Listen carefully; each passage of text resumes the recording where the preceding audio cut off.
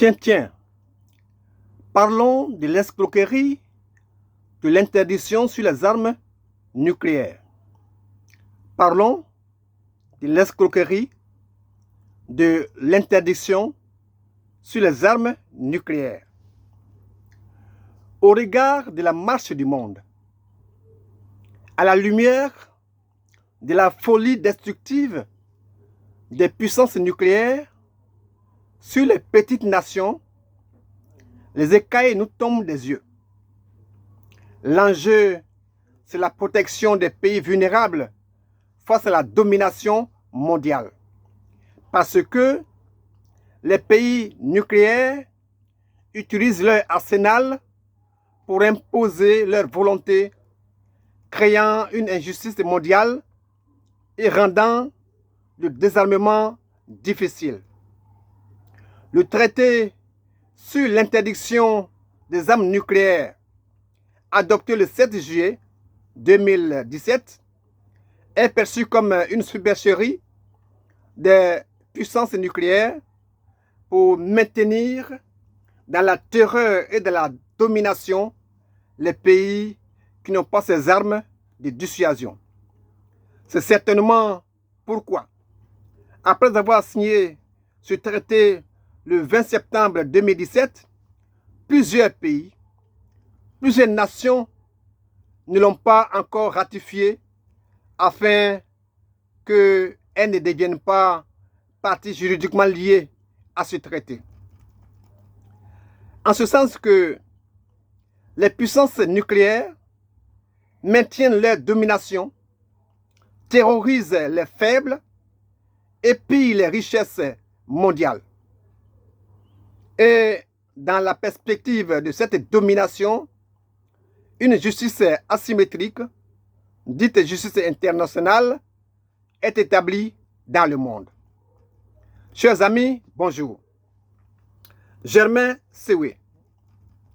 Les grandes puissances, les grandes puissances mondiales, notamment les pays occidentaux et anciens, je vais dire, colonisateurs, continuent de dominer la scène internationale. Leur politique de terreur et leur insatiable besoin de richesses de leurs anciennes colonies forcent les pays faibles à regretter l'absence d'armes nucléaires pour protéger leur souveraineté. Chers amis, les cas de Saddam Hussein et de Muammar Kadhafi. Les cas de Saddam Hussein et de Muammar Kadhafi. Saddam Hussein, alors président de l'Irak, a été assassiné en 2006.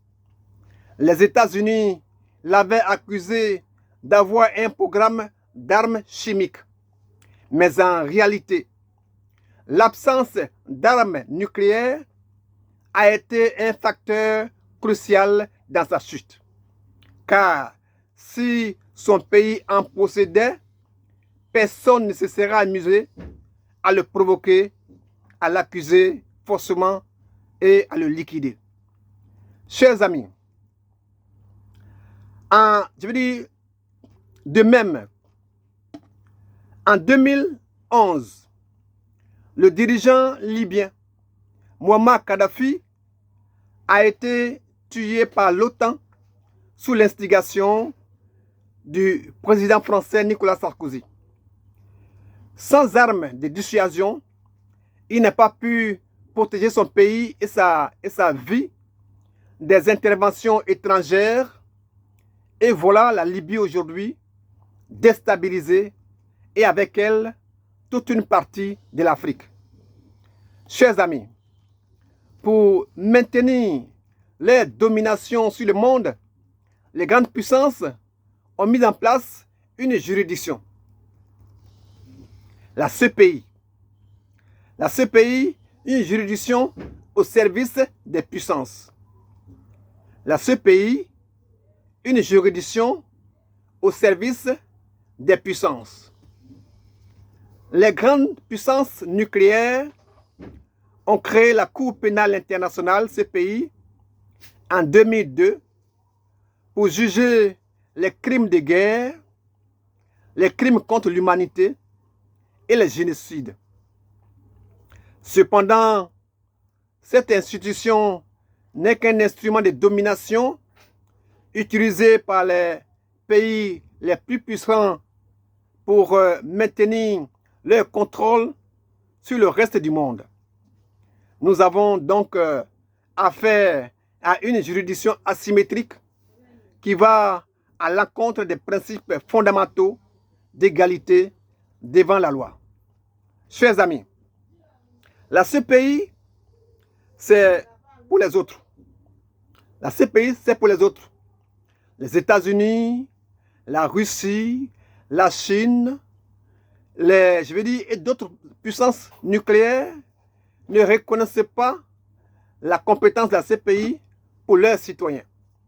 En clair, ils ont créé une juridiction pour juger les autres tout en s'excluant eux-mêmes de son autorité.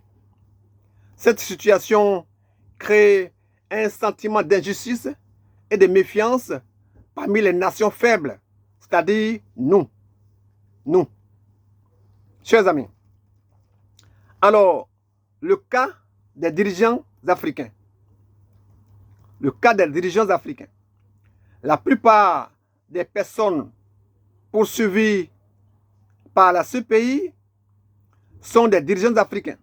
Par exemple, le président soudanais, Omar el-Béchir, a été inculpé pour génocide en 2009. En revanche, les crimes commis par les puissances occidentales et leurs alliés restent impunis. Cette application sélective de la justice internationale renforce l'idée que la CPI est un outil politique plutôt qu'une institution de justice impartiale. Chers amis, pour maintenir sa mainmise sur les richesses ivoiriennes, la France a soutenu une rébellion contre Laurent Gbagbo en 2002 et manipulé les élections de 2010. On se rappelle que le président de la République française lui-même, M. Nicolas Sarkozy, faisait pression par courrier direct sur le président de la commission électorale indépendante CEI, une commission ivoirienne, Youssouf Bakayoko, afin qu'il publie les résultats de la présidentielle, alors que les membres de cette institution n'avaient pas encore consolidé ces données, ne s'étaient pas encore accordés sur la fiabilité de ces résultats. La France a également influencé la CPI pour emprisonner Laurent Gbagbo pendant 8 longues années avant son acquittement, révélant là l'injustice et l'ingérence. Chers amis, les pays puissants utilisent la CPI pour légitimer leurs interventions et leurs politiques étrangères. En accusant les dirigeants des pays faibles de crimes, ils justifient leurs actions militaires et économiques. Ainsi, la CPI devient une extension de la politique étrangère des grandes puissances. Alors, nous sommes devant un dilemme. Le dilemme nucléaire. Le dilemme nucléaire. Les puissances nucléaires maintiennent leur domination en empêchant d'autres nations d'accéder à ces armes. La pression, sinon du moins la possession d'armes nucléaires est vue comme un moyen de dissuasion et de protection. Cependant, leur prolifération pourrait mener à des catastrophes globales. Mais les fous ne sont pas toujours du côté des pauvres. Les fous, il y en a aussi l'autre côté. Alors, que faire? Que faire, chers amis? L'humanité est face à un dilemme. L'humanité fait face à un dilemme. Permettre à chaque nation de se doter d'armes nucléaires pour assurer sa propre sécurité? Car qui a le courage aujourd'hui de jouer avec les nerfs du président de la Corée du Nord, le président Kim Jong-un? Personne. Qui peut oser? Parce que avec son arme atomique, en tout cas, avec ses démonstrations nucléaires, il assure l'équilibre de la terreur. Ainsi, face à lui, tous les fous deviennent lucides et sages. Chers amis, ou alors, que faire? Œuvrer pour un désarmement global et, je veux dire, au risque de laisser les grandes puissances s'aimer l'insécurité sur les nations vulnérables? La solution réside peut-être dans un équilibre entre la non-prolifération et la sécurité collective, avec des garanties internationales solides pour les pays sans armes nucléaires. Mais quelle garantie? Quelle garantie? J'aimerais vous saluer.